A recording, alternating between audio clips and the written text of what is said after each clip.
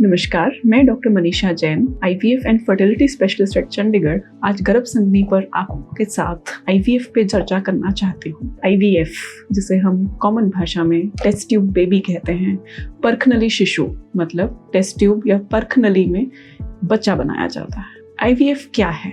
IVF में हम शुक्राणु और अंडे दोनों शरीर से बाहर निकाल लेते हैं। It is in vitro fertilisation. In vitro मतलब शरीर से बाहर निकाल के बच्चा बनाना। तो IVF प्रक्रिया के मोटे मोटे 3 भाग हैं। ये 3 भाग क्या हैं? पहला भाग IVF के इंजेक्शन लगा के खूब अंडे बनाना। दूसरा भाग उन अंडों को शरीर से बाहर निकाल के शुक्राणु से मिला के 5 दिन का बच्चा बनाना। और तीसरा भाग उस बने बनाए बच्चे को आपके गर्भाशय में, आपके यूट्रस में अंदर डालना। तो हम इन तीनों भागों के बारे में बात करेंगे। तो पहला भाग जिसके अंदर हम अंडे बनाते हैं। औरत की अंडेदानी में हर महीने 8 से 10 अंडे इस तरह से रिक्रूट होते हैं कि अगर उनको हमने यूज़ किया और प्रेगनेंसी लगी तो ठीक है, नहीं तो वो वेस्ट हो जाते हैं। तो IVF में हम 8 से 10 दिन के इंजेक्शंस देके वो अंडे बड़े करते हैं। टारगेट हमारा रहता है 8 से 12-15 अंडे एक साइकिल में ले सकें। जितने ज़्यादा फॉलिकल अंडे होते हैं उतने ही अच्छे और नंबर में ज़्यादा भ्रूण बनते हैं और पेशेंट को उतने ज़्यादा चांस मिलते हैं। चांस मतलब काफ़ी पेशेंट्स, आप मान के चलिए अगर मैं 10 IVF करती हूँ तो उनमें से 3-4 पेशेंट ऐसे होते हैं जो दूसरा बच्चा भी उसी IVF साइकिल से बने हुए भ्रूण से करवा लेते हैं। तो इस तरह से जितने ज़्यादा अंडे होते हैं उतने ज़्यादा भ्रूण बनते हैं, उतने ज़्यादा चांस मिलते हैं। तो एक बार एक सर्टेन स्टेज पे वो अंडे पहुंचते हैं तब हम दूसरे भाग पे जाते हैं, मतलब उन अंडों को शरीर से बाहर निकालना, जो कि बेहोशी में करते हैं। इसमें कोई कट, चीरा, टांका, पेन, ब्लीडिंग बहुत ज़्यादा कुछ नहीं।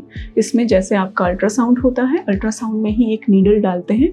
जैसे हम ब्लड सैंपल लेते हैं वो नीडल से भी हम वैक्यूम क्रिएट करके अंडे शरीर से बाहर निकाल लेते हैं। थोड़ी बहुत एक का दिन का पेन या हल्की फुल्की ब्लीडिंग जो कि बर्दाश्त लायक होती है वो रहती है और कोई इसका साइड इफ़ेक्ट नहीं होता। औरत घर जाके अपना खाना खुद बना सकती है, खा सकती है, कोई परहेज इसमें नहीं रहता है। एक बार ये अंडे हम बाहर निकालते हैं शरीर से टेस्ट ट्यूब में, तो फिर साथ में डिब्बी में जैसे आप सीमन सैंपल देते हैं ऐसे ही शुक्राणु लेते हैं। एक अंडे में एक शुक्राणु डाल के बच्चा बनाया जाता है। वो बना बनाया बच्चा, एक सेल का बच्चा, हम लेबोरेटरी में, तश्तरी में उसको ग्रो करते हैं। हम यहाँ पे ब्लास्टोसिस्ट ट्रांसफ़र करते हैं, मतलब उस बच्चे को 5 दिन तक ग्रो करते हैं, जो कि नेचुरली फिलोपियन ट्यूब में बनता है और फिलोपियन ट्यूब में ग्रो होता है। फर्टिलाइजेशन प्रोसेस और ब्लास्टुलेशन प्रोसेस आप समझने के लिए पहली वीडियो देख सकते हैं।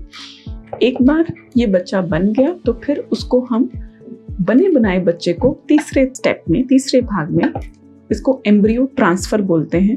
ये बना बनाया बच्चा उसकी बच्चेदानी में रख दिया जाता है, जो कि एक बहुत ही सिंपल प्रोसीजर है। विजाइना के रास्ते से जाके उसको यूट्रस में प्लेस कर दिया जाता है एक सही पॉइंट पे जहाँ पे उसने चिपकना होता है। ये तीनों भाग जो हैं ये बहुत ही सिंपल प्रोसीजर है। इसके अंदर प्रेगनेंसी लगने के चांसेस बहुत अच्छे हो जाते हैं क्योंकि बच्चा बनने और बढ़ने तक का स्टेज 100% है। एक बना बनाया बच्चा किस ग्रेड का बच्चा बना है ये हमें ब्लैक एंड वाइट में पता है, आपको लिखित में दिया जाता है। और एम्ब्रियो ट्रांसफ़र के टाइम पे अगर आपकी बच्चेदानी की लाइनिंग अच्छी है, ट्रांसफ़र बढ़िया हुआ है, तो प्रेगनेंसी लगने के चांसेस बहुत अच्छे रहते हैं।